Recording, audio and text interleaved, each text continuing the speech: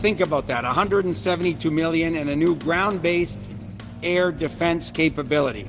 The system will allow the Canadian Armed Forces, all of you, to defeat threats posed by rockets, artillery, and mortar munitions, air-to-surface missiles and bombs, and uncrewed aircraft systems. I assume that's what we see every night on the news as drones. That was Dominic LeBlanc, the Minister of just about everything, talking about new investments for the Canadian military. The Carney government's been doing a lot of those lately, but have we actually hit the 2% target that NATO calls for? And will we ever get to 5% of GDP being spent on defense? Hello, welcome to the Full Comment Podcast. My name's Brian Lilly, your host. And we're going to try and make sure that we work through all of this and get a good sense of what the actual purpose of the Canadian military is at this point. Joining me to talk about this is David Perry. He's the president of the Canadian Global Affairs Institute, and Christian Leuprecht, who is the professor at the Royal Military College in Kingston, as well as at Queen's University. Gentlemen, thanks for the time today.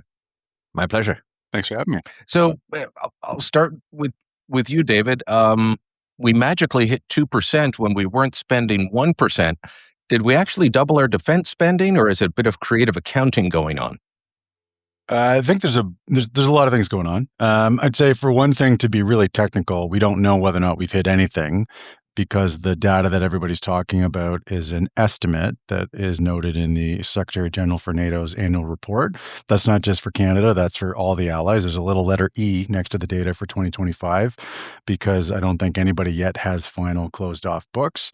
And I mention that because historically there has been at times a fairly significant difference between what we've estimated we're going to do and what we actually have done in practice. But at least I think it's positive that we're on the right track, because even 11 months ago, this wouldn't have been an estimate that was possible. And there have been a couple of broad things that have happened. The reorganization of the Canadian Coast Guard to fall under the Department of National Defence, as far as I can tell, has had some material impact by virtue of the accounting change that's come with that. That's about $4.5 billion of money that was allocated to the Fisheries Department that is now with Defence, right?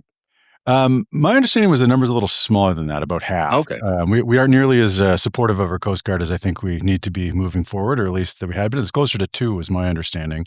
And some of that had already previously been counted, but I think more of it is now because the organizations moved and their organizational mandate has changed. But then the other thing is, we actually have increased spending. So you go back and pick a different reference point. I was just pulling some data on this last couple of days. Nominally, the overall spend at the Department of National Defence has increased by almost 100% in the last 5 years in terms of the top line. And the real significant increase, if you chunk that up in terms of the lines of spending at defense, is investment in capital equipment. So all of the initiatives to buy airplanes, to buy new vehicles, in some cases munitions, those have finally started flowing. A lot of that was the result of things initiated by Justin Trudeau that are just now finally getting flowing. And then Prime Minister Carney gave some top-ups sort of sprinkled across the wider defense budget.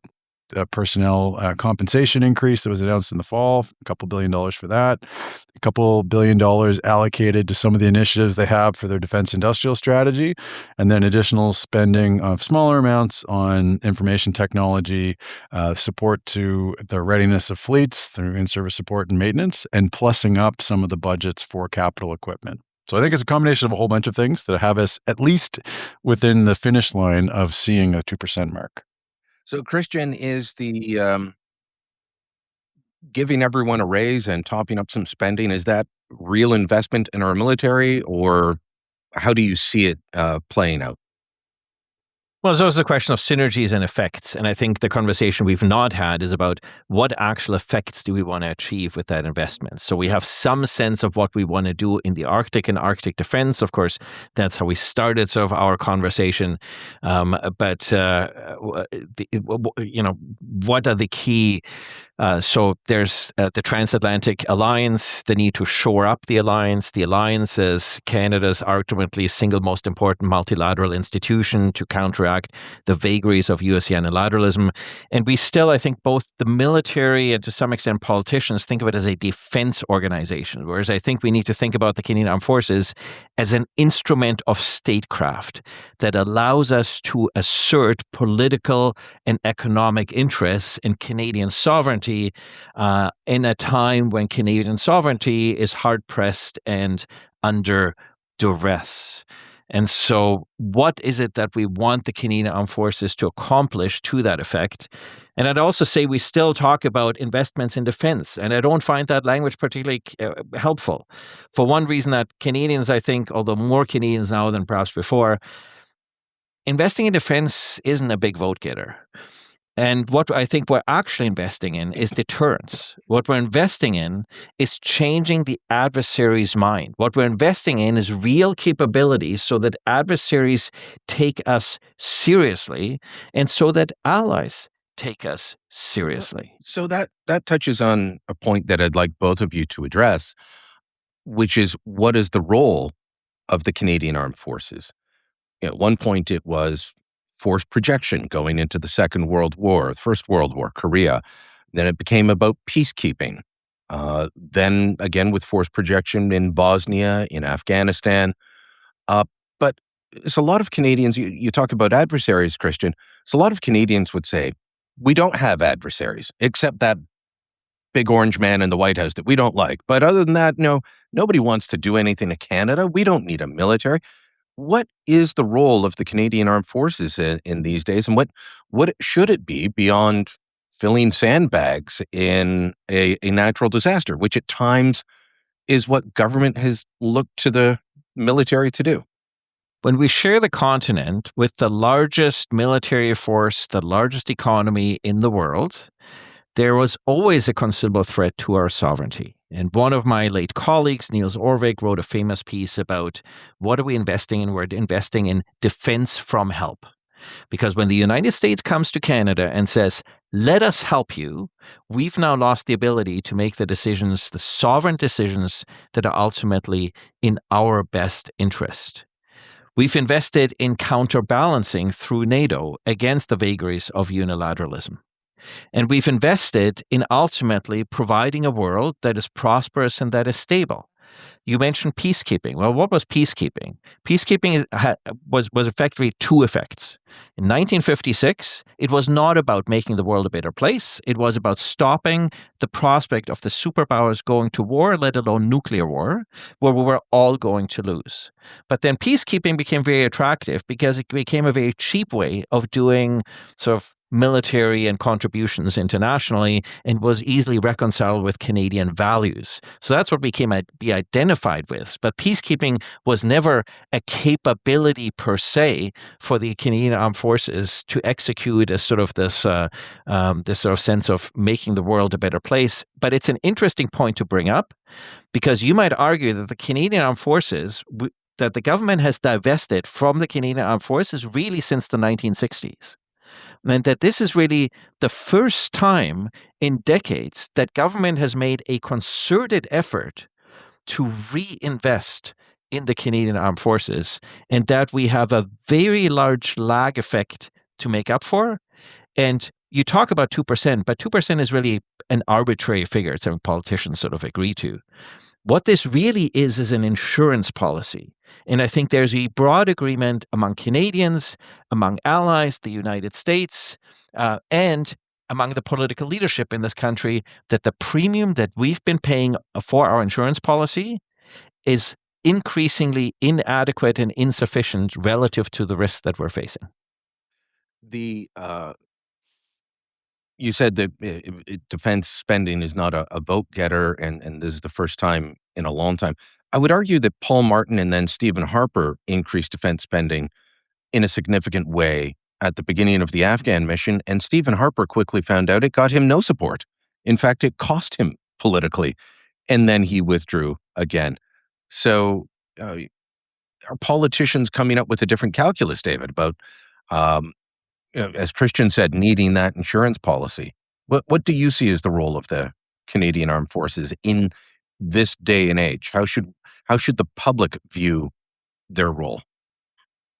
Well, I think you're asking a question that we haven't seen enough of an answer to from the government. I would give Prime Minister Carney a huge amount of credit for devoting what I think had been the single most missing variable in Canada's defense in recent years, which was political leadership and an articulation of the need to make investments and an articulation of a priority being placed on defense, which I have, from my own view, I've seen from this government that I hadn't seen for a long time.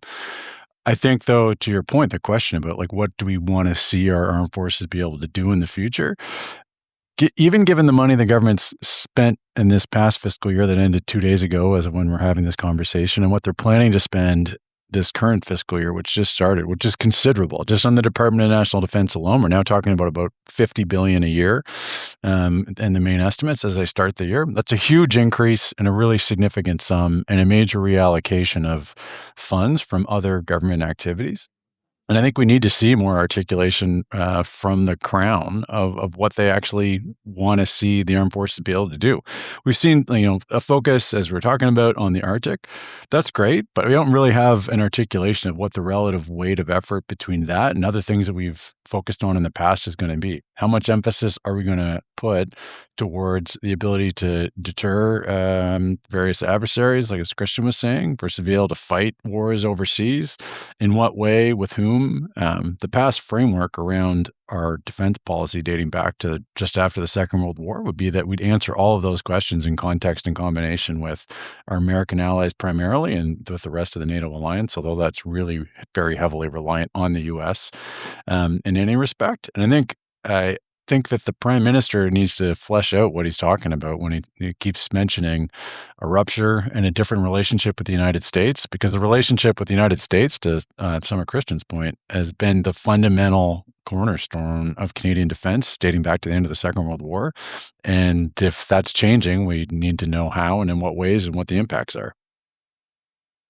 Well, and I think answering that question about the relationship and about what we want for our armed forces leads you to, okay, how does that impact other questions, such as what is the role of NORAD? Are we still going to be part of NORAD? The chief of NORAD the other day was saying that you don't need the F-35 to defend North America. Okay, but are we just buying fighter jets to defend North America, or are we going to be part of campaigns like we were in the past in Bosnia, where our fighter jets were deployed? They were deployed for a time against ISIS about 10, 15 years ago. So, I mean, I don't think we're asking or answering the fundamental questions as we run to spend money, which could turn out to be problematic. So there's a lot there. I think just one thing, at least in my interpretation, what General Guillot, the NORAD commander, was talking about, it was a response to what the United States should do with its investment dollars. And they already have a number of F-35s as well as F-22s and a much broader collection of air assets than Canada does. So I guess I'm a little cautious about how much inference has been taken for what Canada should do when we're making a decision about what modern airplane we should finally buy after 2 decades of dithering. The United States has already bought a whole range of different aircraft. So their decision space is pretty different than ours. I think that there's no question that the NORAD mission will continue along the same lines, because we don't have very much discretion on that. We need to defend North America. The way that the whole system has been constructed has been for it to be integrated with our American allies.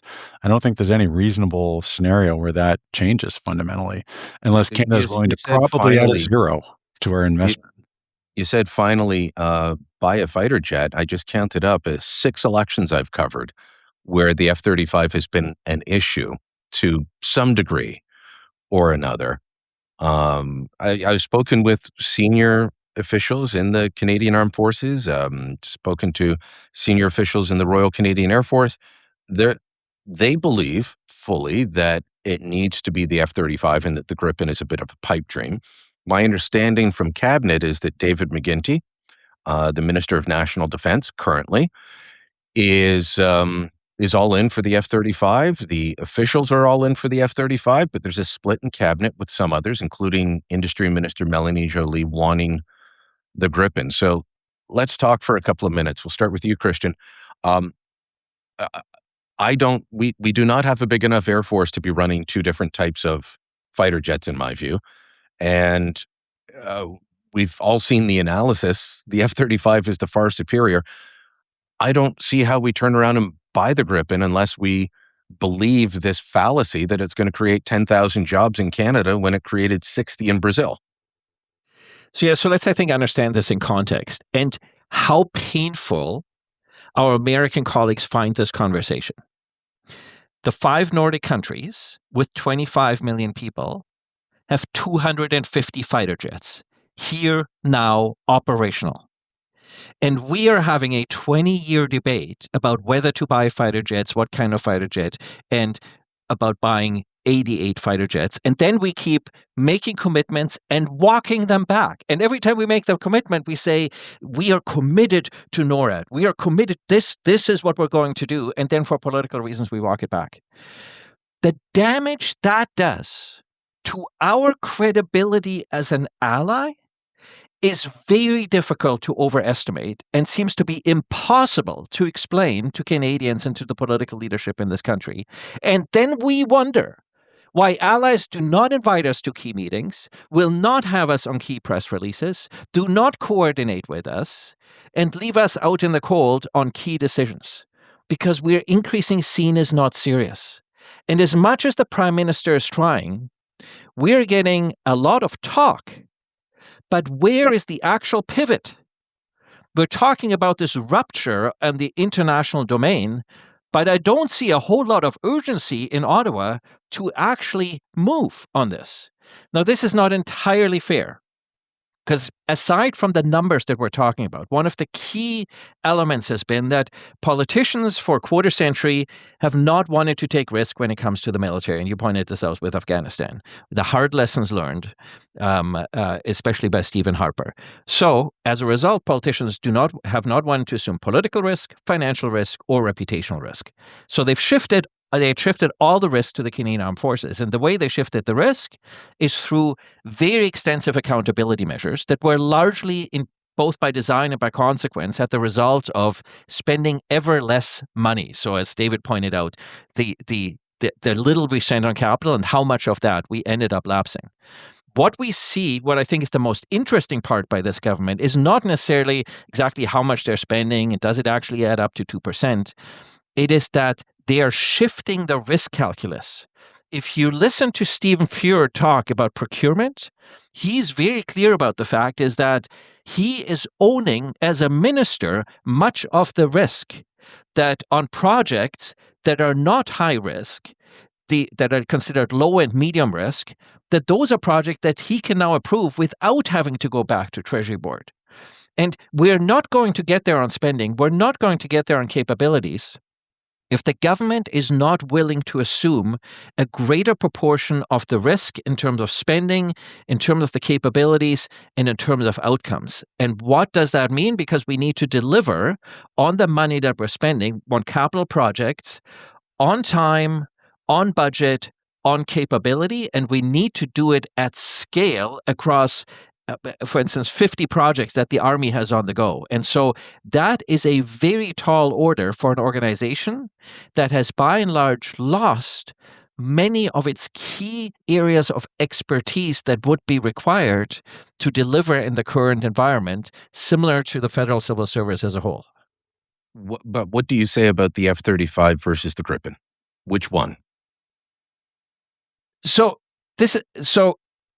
Look, I mean, my personal view as a professor and as a citizen is the F-35 is the obvious answer because it's not just about defending the continent. It is about interoperability with NORAD, but it is also about the way Canada adds value with its equipment is by being fully interoperable with the US, so that if the US wants to deploy its resources somewhere else in the world to contest whatever conflict, Canada can come in and say, we can backfill with our capabilities. we're talking about two completely different platforms. The Gripen is a fighter jet. The F-35 is a digital command and control platform that happens to fly and is a fully integrated intelligence and ISR reconnaissance platform. They deliver completely different capabilities. But if you're a politician, you look at the last 40 years, the missions we've run for the last 40 years, you could deliver with an F-30, with an F-18, with a Gripen.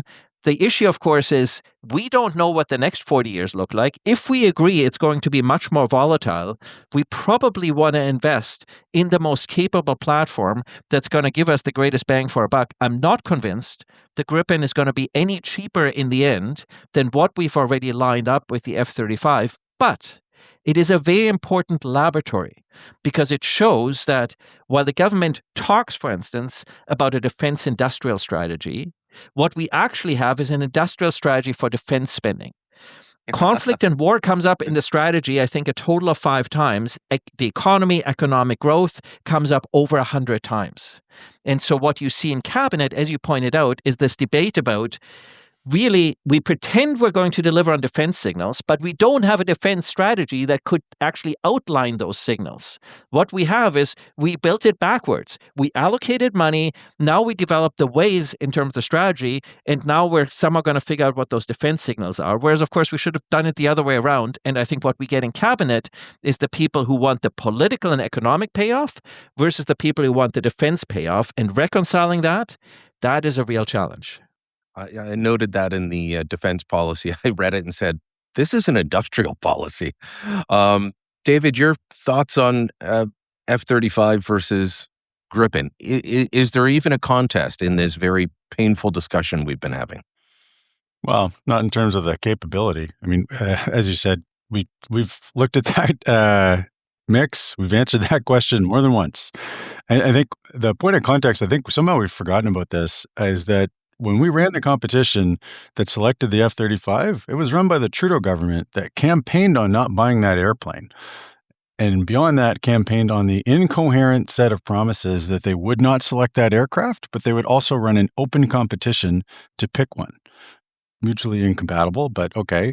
And then they spent a couple of years still adamantly pursuing the acquisition of an aircraft other than the F-35. They looked at the purchase of Super Hornets from Boeing on an interim basis.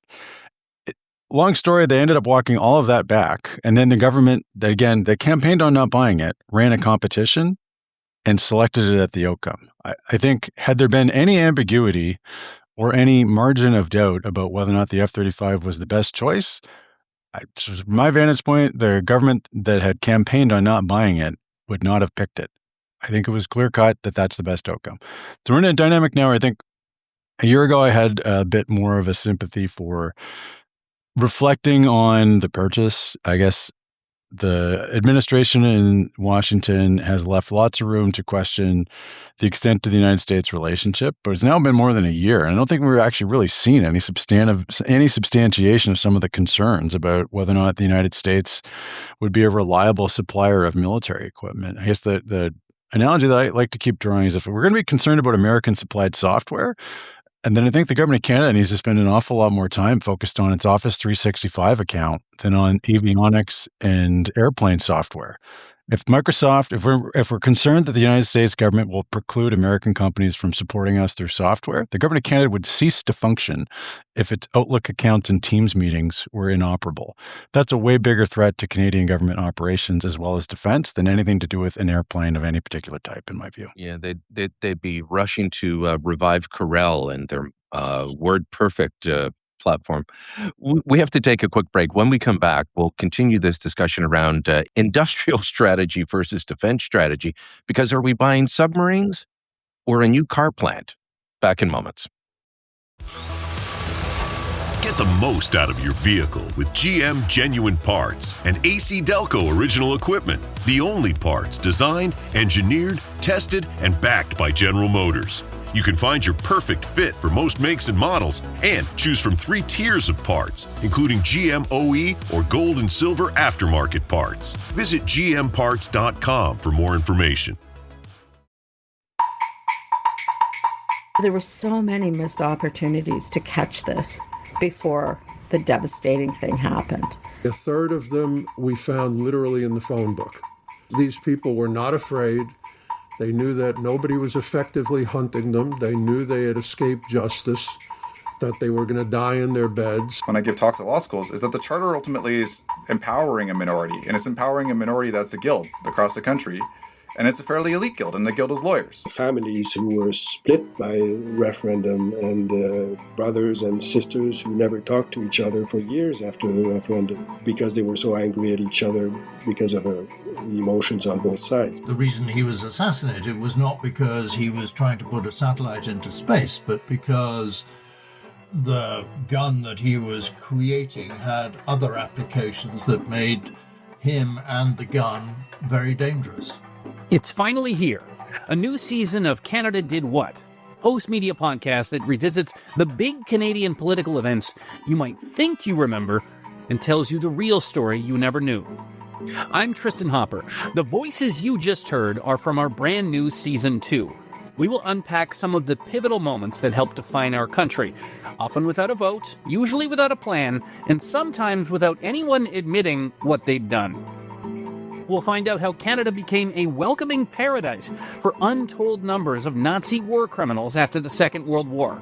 We let them build monuments to their wartime exploits and even ended up honoring a Nazi fighter in the House of Commons. And I'm sorry to say that none of that happened by accident. We'll bring you the little-known story of a troubled Canadian rocket scientist who turned to a sinister life of selling giant guns to terrible people. And if that sounds like a spy novel, it ends like one too. You'll hear the behind-the-scenes story of Quebec's attempted secession from Canada and how very close we came to a political crisis that would have made Brexit look like a picnic.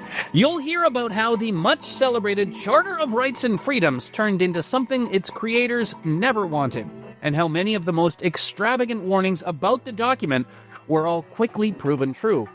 And you'll even hear about how authorities bungled multiple chances to stop the deadliest terrorist attack in our country's history and then proceeded to pretend it never happened. These aren't dusty history lessons. They're stories about power, ambition, madness, and the things about Canada that a lot of people would rather ignore. But not you. You won't want to miss an episode. Subscribe to make sure you get all of Season 2 starting March 2026 anywhere you get your podcasts. I have to say that I'm excited at the prospect of Canada buying submarines that might actually work. And I mean, the joke for the longest time was that the West Edmonton Mall had a bigger submarine fleet than the Canadian Navy. So we've got a competition going on between South Korean manufacturer and a German manufacturer. And yet, to go back to what we were discussing moments ago, industrial strategy or defense strategy, part of the pitch to both of these companies and the governments that represent them is, if you want this submarine contract, you've got to send us an auto plant, a Hyundai, a Volkswagen, what have you. Is that a smart move? Is it going to drive up the cost of the submarines? Is it just the way business is done? Christian? So the government is redefining what it considers as IRBs, and that, I think, is a double-edged sword. But that's industrial regional benefits is IRB. So, and politicians, it's funny. Politicians will always be reticent about investing in defense until it comes to procurement, when they can make sure that something of that investment ends up in their writing. The problem is that those returns come at a very exorbitant cost that are actually very difficult to evaluate. But the best guess by economists is that it doubles the cost of the equipment that we purchase. And so, I think the government is taking more of an approach of kind of, what can we do here? What can we better acquire somewhere else? And then have those countries and companies make equivalent investments here, because cutting steel in Canada doesn't add a whole lot of value. The value added is in the high tech, for instance, areas that the government, I think, out of those 10 sovereign areas that it defines in the defense industrial strategy, is trying to promote within Canada. So it's very much, I think, about adding value to Canada and finding these broader trade-offs between where do you optimize in terms of buying elsewhere. It's also about ultimately getting economies of scale on these issues. But I think there's a real sense here that, look, when we talk about industry in this country, there's a great chart that showed that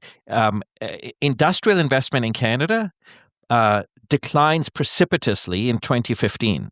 And you can, on that same chart the decline in standard of living and decline in per capita GDP.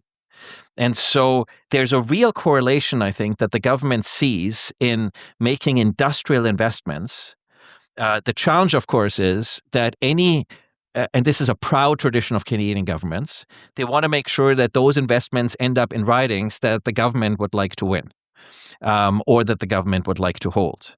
And so that is sort of the proud sort of tradition in Canada, is rather than having an open competition where we try to make sure we have the best and most efficient and most innovative enterprises win, we try to pick winners.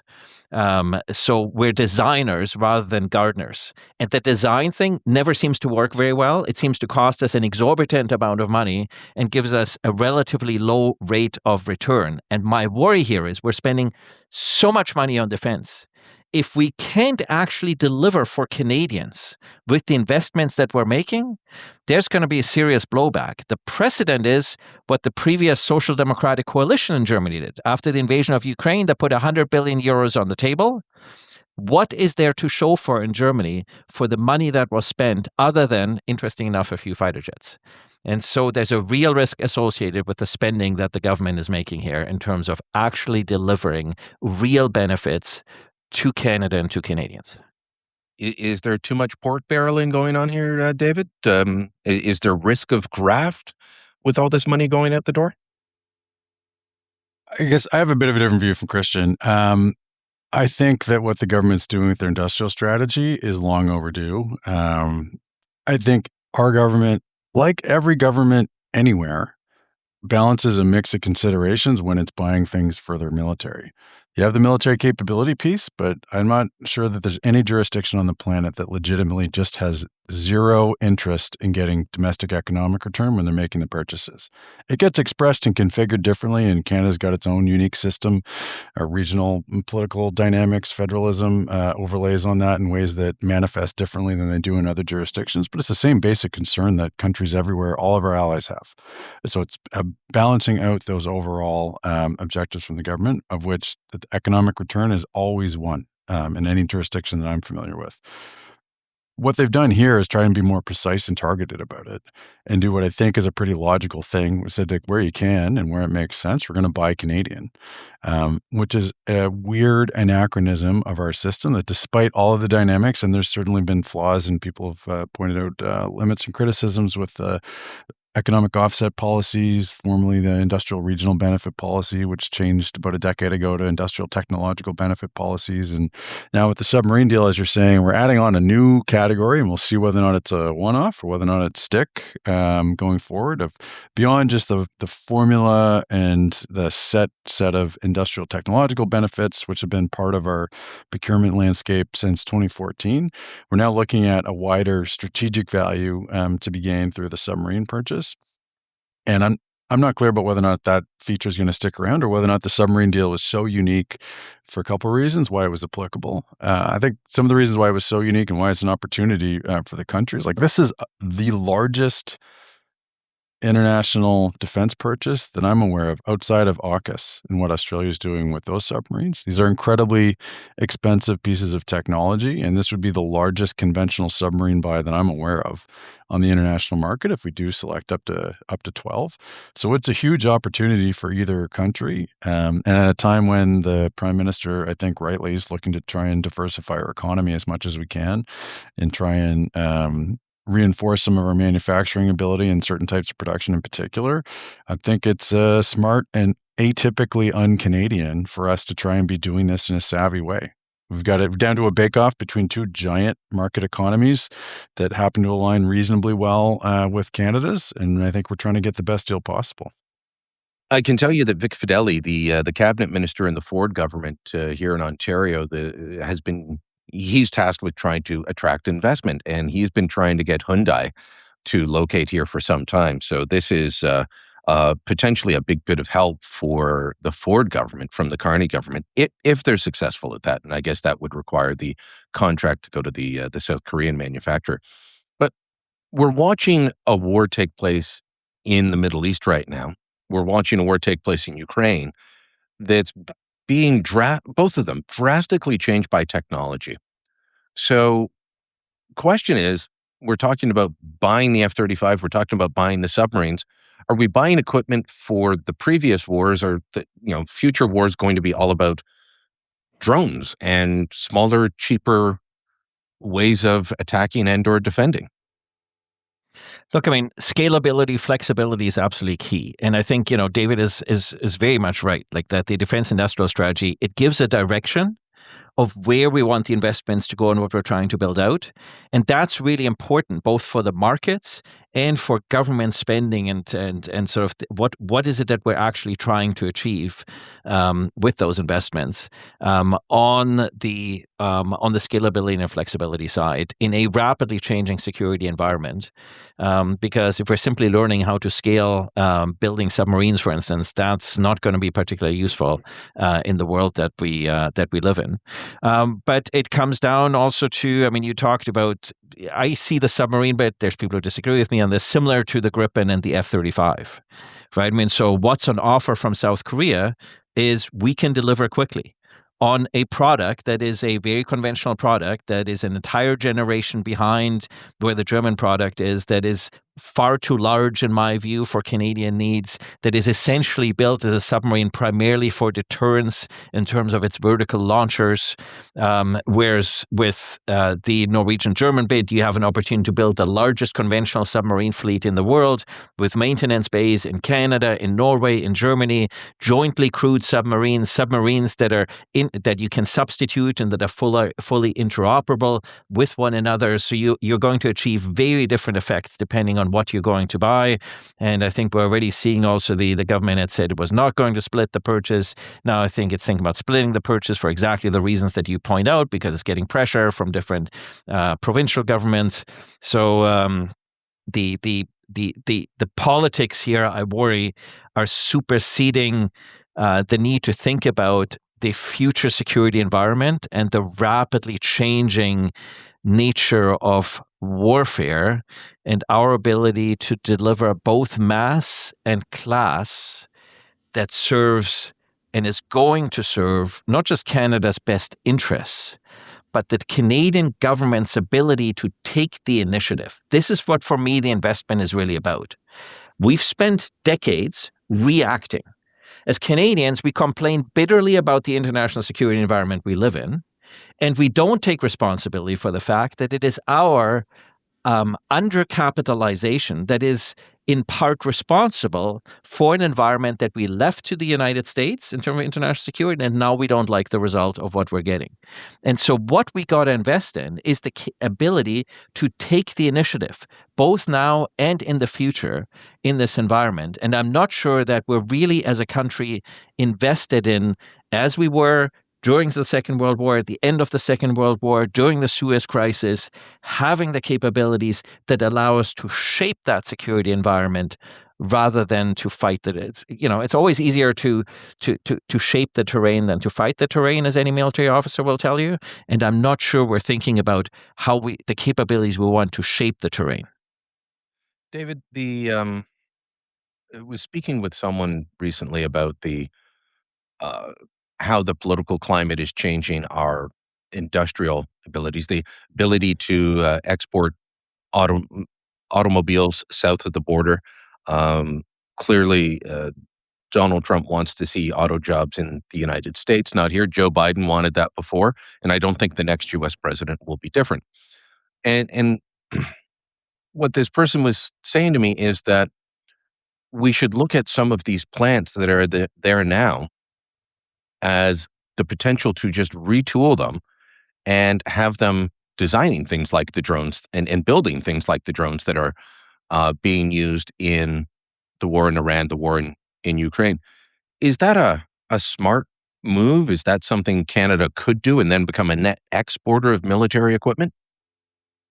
Well, becoming an increased exporter, the industrial strategy set a target of increasing those exports by 50%. I don't think that would realistically push us to on net be a net exporter, but they've got a desire to do more exports in the defense space out of this country, and been pleasantly surprised with how much effort they put into doing a bunch of things to support that in a better way than we have in the past. I think maybe kind of circle back to some of the previous comments Christian was making and the question you asked about the industrial production. I think like across the West, we've become incapable of producing enough defense material to fight wars. We can't even produce enough to help Ukraine fight a war. I think the Western system right now, based on the last month of what's happened in the Persian Gulf, is going to be completely maxed out on its ability to build and deploy and restock air defense systems. In the future, I think what's most likely is we're going to have a mix of conventional systems and more modern technology as part of a mix. I think it's important to keep in mind that a lot of what Ukraine is doing with some of their innovations being driven by an inability on the rest of the Western alliance to supply them with the things that they had asked us for. And so to circle it back to the question about the production out of the auto sector, I understand the appeal of that. We still haven't actually fully loaded our existing defense industrial base. So just a few days ago, there was an announcement about making investments in ammunition facilities in this country to increase capacity. We haven't yet seen a contract to buy more ammunition yet.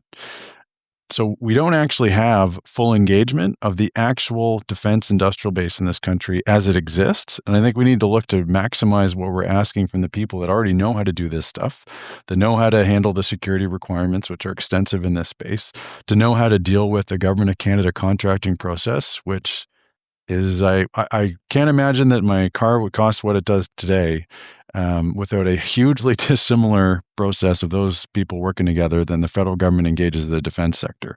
Your average car would probably be about $500,000 if it had to go through a contracting process, anything like the one that the Government of Canada has used for decades to buy defense material. So adapting to all of that is not something you can just do on the fly. I understand that the appeal of that, and there's some potential to do that, no question. But I think we should first look to get our existing industry that makes a whole bunch of relevant things, in some cases sells it all around the world, but doesn't sell to its own military. Let's get that fully engaged first before we see whether or not you can get underutilized auto manufacturing capacity reconverted, because it's not like the Second World War. Like, people aren't going to roll over and start banging together Sherman tanks the way they did in the 1940s. The pace of technology has expanded a lot. The production is fundamentally different than it was back when that was doable. And there's a whole bunch of other aspects of the contracting regime. This in part goes back to the discussion about urgency, which has not yet been reflected in a change in procurement process, other than a change in structure and the creation of a new investment agency. So for lots of reasons, I think we need more industrial production, but we need defense industrial production, not just more industry that's necessarily going to get dragged into defense until we get more of the defense goods on the line. All right, I'll close out with a very large question that maybe I should have asked earlier. There's a lot of talk in this conversation about the various alliances that we have. Does NATO survive? Does the U.S. leave? Or are we just witnessing more saber rattling at the moment? So one way to start is in terms of the segue here is that, Canada and European allies continue to invest in legacy industries that add relatively little value to the economy overall. Right. So if you look at 23 to 25% of US GDP is driven by the high-tech sector. About just under 6% of Canadian GDP is driven by the high-tech sector. So we need to shift where the money goes and where we add value to get the best return on investment if we want to remain a valuable ally, especially to the United States. Because one of the reasons why we're atrophying in our value is because we're not able to deliver on the high-tech capabilities. And yet, at the same time, the reason Canada was competitive as the only country outside of the European Union that has gained access to the Secure Action for Europe package that effectively provides these competitive loan guarantees to smaller European countries that can't borrow at the most competitive market rates for defense procurement. The reason Canada was able to negotiate as part of that Canadian components counting towards the same as European components. So you can technically now build European defense hardware with 80% Canadian components is because of the complementarity of what Canada can offer. So I think if we're smart, there's significant, especially high value, high tech complementarity that this country can build out that would add considerable value, not just to Europe, but to the United States, to allies in the Indo-Pacific. And of course, we talk about NATO, but what are key advantages that Canada has in NATO? That we have effectively a very comprehensive supply chain in this country. If you think about hydrocarbons, you think about critical minerals, you think about our human skills and our relatively highly skilled workforce and our diverse workforce, that we have energy security right here. So I always think we think too narrowly about alliances. What can Canada provide other than defense to alliances? Well, what Europe has been asking for and what Japan and other countries have been asking for a decade. Energy security, liquefied natural gas, oil, critical minerals, that supply chain security, all those things that are missing, for instance, in Europe and the Indo-Pacific, they're just as important as what we're actually building out on defense. But beyond that, Christian, there are European allies who don't believe that the United States is a reliable partner. The Prime Minister said that, and you've got Donald Trump saying, "Well, maybe I'll leave NATO." So that's my question: is does NATO survive, or are we at a fracture point? I don't think the U.S. is going to pull out of NATO. Look, I mean, the joke is that NATO stands for needs Americans to operate. There's considerable value. Nowhere else in the world does the U.S. spend less on defense and get a higher rate of return than in Europe, because it has 31 countries around the table with whom it can coordinate. The U.S. could only dream of that sort of efficiency and economies in the Indo-Pacific in coordinating its partners. And I think so. But look, the famous quote from the first Secretary General, right? What's the purpose of NATO? Keep the Russians out, keep the Americans in, and the Germans down, which is also about an alternative world where you can turn all of that around. That it was always going to be difficult to work with the Americans, that the Americans have historically not gotten involved in entanglements, that is to say in alliances. And I think what we're hearing, what the U.S. president is making clear, if we value America's participation, we need to show that we value that participation by working a lot harder to keep the United States in. And what we're seeing from the United States president is, if you don't do that, that's fine, but America's just going to do it on its own. David, what are your thoughts on NATO survival? I think it's going to perpetuate in a much different form. I think I disagree with a couple of things that Christian had outlined there. I mean, I think the president is doing much more than just saying we all really need to step up. I think that would have been entirely fair ball.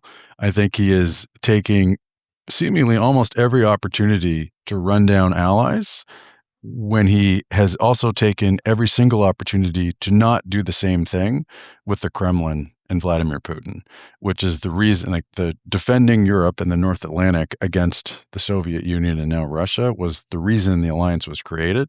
And you've got the leader of the largest ally, which now seems to have a completely different take towards the principal adversary for which the alliance was constructed than everybody else in the alliance. So that's a huge shift. The issue, though, as Christian was saying, though, is that the alliance doesn't work the way it does now without the United States. There's been progressive shift in focus from the United States in recent years, but we still collectively rely on them to do all the hard stuff. All of the intelligence, all the command and control background, all the high-level logistics, a lot of the industrial supply. And I think the other allies need to figure out quickly how we can do as much of what we currently rely on them to do without the Americans, because I think that they are not so quietly quitting the alliance. The fact that the U.S. Lawmakers had to put in place a provision to make it legislatively more difficult for the American president to withdraw from the alliance without engaging Congress, I don't know how anybody can look at that and be reassured that the Americans are going to be there reliably the same way they were before. Seconded by Marco Rubio, no less. Gentlemen, thanks so much for the time today. Thanks for the discussion, and we'll chat again soon. Thanks for having us. Thank you, Brian. Full Comment is a post-media podcast. My name's Brian Lilly, your host. This episode was produced by Andre Proulx, theme music by Bryce Hall. Kevin Libin is the executive producer. Please make sure to hit subscribe, share this on social media. Thanks for listening. Until next time, I'm Brian Lilly. There were so many missed opportunities to catch this before the devastating thing happened. A third of them we found literally in the phone book. These people were not afraid.